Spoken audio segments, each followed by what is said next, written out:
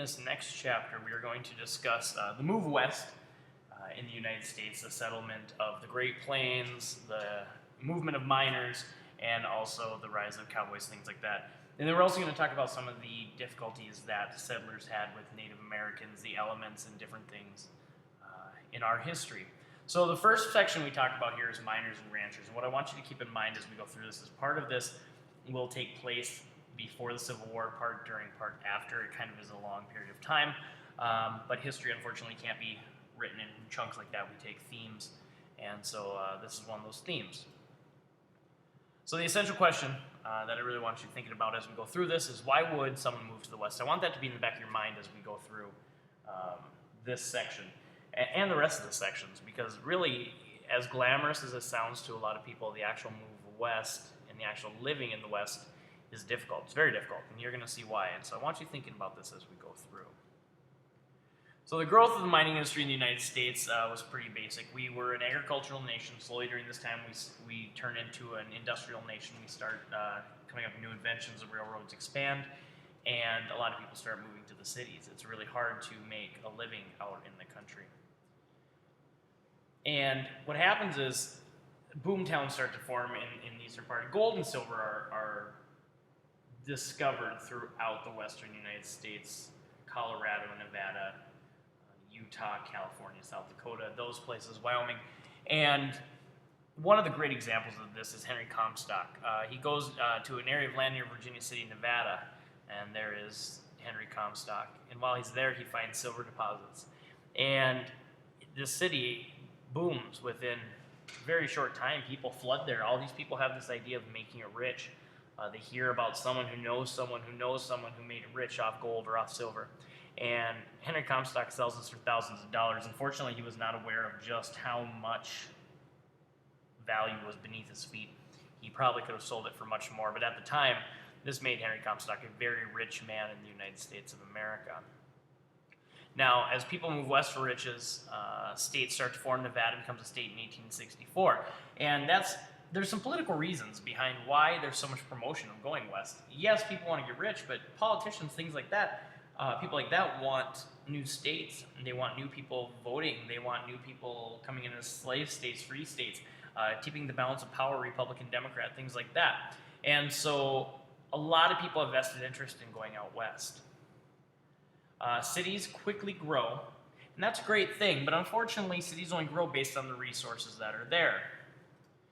So what happens is, one, you have thieves and outlaws. As these cities grow, the population becomes too big for the police force that is there, if there is one at all. And as a result of this, vigilantes are going to be formed. And these vigilante committees, these vigilance committees, these vigilantes go out and take law into their own hands. Wyatt Earp, people like that being the most famous. You watch old westerns and you see, I'm the sheriff of this town now. People kind of declare that and then they're in charge. And nobody really questions it. Some people do, I suppose, and then they get shot. But it's this idea that there's no set police force. It's lawless out there. Towns like the one you see on the left are bustling communities. There's people, there's buildings, there's parades, there's all the good things that come along with being a city. But as the gold dries up or as the silver dries up, people leave. They go on to find riches. And these towns, which are big and bustling, eventually turn into ghost towns. And on the right side there, I have that picture of the ghost town that you can see where it's just kind of dead. Now, mind you, in the picture, these are not the same two towns. These are just two pictures to represent what it looked like. Now, other new states, North Dakota, South Dakota, Montana, are formed in 1898, and a lot of Southwest states follow, some are before. I'm not going to worry about directly exactly when each state comes in. Just know that this is a period of time when the Dakota Territory and these areas are being settled. I want you to do, however, look at this date here with 1898. I want you to think about that as we get into future sections, especially section 3. So why? That's the question. Why is all of this happening? Well, the railroads. The railroads, in my opinion, are the biggest example. The railroads allow us to get across a lot quicker. It allows us to ship things. You don't have to go by covered wagon necessarily. So we also get a great moment in history here when it's one of those I like putting these moment of histories in here, which are those times that you hear about, their folklore, history of them is sometimes questionable, but these great moments that we think of. And the date is 1881, and the gunfight at the OK Corral, which is still recreated today. That's how great this was. And it was a group that that were being lawless, if you will, and Wyatt Earp, Doc Holliday, Virgil Earp, they took it on amongst themselves to go and capture these people, and there was a shootout. The lawmen and the outlaws, it's that famous good versus evil. It became a symbol of the Old West. People knew about the gunfight at the OK Corral, and as I said, it's still recreated today, so clearly people still know it. There have been movies based on this event and based off the life of Wyatt Earp. So, very important time in U.S. history. Now, what role did mining play in the development of the West? That's a question I want you to think about right now.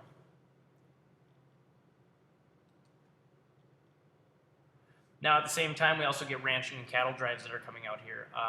We have a couple things that allow for this. We have the open range, a huge area of grassland owned by the government, and it's just open, no fencing like you see today. Eventually there will be, but right during this time, there's no fences, open area. And the Texas Longhorn is a breed of cattle that was mixed with a breed that had been in Mexico in that area. It was very well suited for the grasslands. It could adapt to this area in a way that allowed them to live in the middle of the country, which can be harsh. The long drive prior to the Civil War, cattle industry wasn't exactly lucrative. You weren't exactly making a lot of money with that. But afterwards, the demand goes way up, and railroads help with this, refrigerated cars, things like that, getting the meat to the East Coast. And all of a sudden, people really want beef. And cowboys could take up to 5,000 cattle northward on huge cattle drives up to Missouri, Nevada, and Nebraska, where the railroads were, St. Louis, Omaha, places like that, and send them that direction, send them to the east. Now, some things to end up, though, that end the range. Sheep herders and farmers soon get sick of cattle, obviously, being pushed through their land. So barbed wire is invented during this time, and they start fencing off their territory. This allows them to have their land, and unfortunately does not allow people to just send cattle going all over the place. Also, with the trails blocked, there's also a really bad winter in 86, 87, and also I believe in 87, 88, and a lot of cattle die, which means a lot of people lose their money. The demand also drops in the east for a while due to a couple different factors, and just like that, being a cowboy and driving these cattle and the cattle industry in general kind of drops. So there's a lot more ranching at this time and things like that. The open range during this time is considered gone. Everything starts to get developed, or at least tacked off with barbed wire and things like that. And it's kind of a sad moment for the United States, that sense of adventure that you could go out west and you were free to do, what you liked, free to a new start, was slowly disappearing. Barbed wire, as I said, is very important. If you look now, especially here in the Midwest, I'm doing these from North Dakota, and everywhere you look, there's barbed wire. It's a pretty big part of our culture. So, reasons for growth of the cattle industry. Oops, let me go back there. That's what I want you to kind of think about here. Some reasons for growth. You can kind of think about that. So settling the Hispanic Southwest, as we move that direction as well, California, Nevada, those areas, there is a Hispanic culture. Now, the Treaty of Guadalupe Hidalgo had ended our war with Mexico in 1848, allowed for citizenship in that area. Slowly, states are being formed down there. Now, what you're going to see with the Hispanic population versus the Native Americans is you don't quite get as big of backlash, and I think part of that has to do with the Native Americans were new to the whites coming in a lot of cases, or at least taking over land. Hispanics had already dealt with the Spanish, centuries earlier, and had adopted a lot of the religious and European ideas. So tons of people raced to California in 1849. I always like to say that's why they're the San Francisco 49ers, and they're heading there for gold. Unfortunately, Hispanics are often forced off their land. California becomes a state. Treaties aren't always followed. A lot of Hispanics become cowboys, and a lot of the words stampede, lariat, lasso, things that we get from these Hispanic cowboys that are still used and still have been instilled in the American culture. And I think down there is a good example of that blending of the two different cultures. So there are raids throughout the Southwest against white ranchers. There are clashes. There always are going to be. But a lot of Hispanics assimilate to American culture, and they still honor their ancestors, they still honor their traditions, but it's a very important time, and a lot of them, I think there's a lot less clashes because of this. So you can see how it develops over time, and I want you to think about that question as well. How did the relationship between Hispanics and whites develop over time? So a quote to think about as we end here, it's quoted from Foreigners in the Native Land, and it's a Hispanic talking, and it says, "No class of American citizen is more loyal than the Spanish Californians, but we shall always be especially proud to honor the founders of our ancient families and the saints and heroes of our history since the days when Father Junipero planted the cross at Monterey."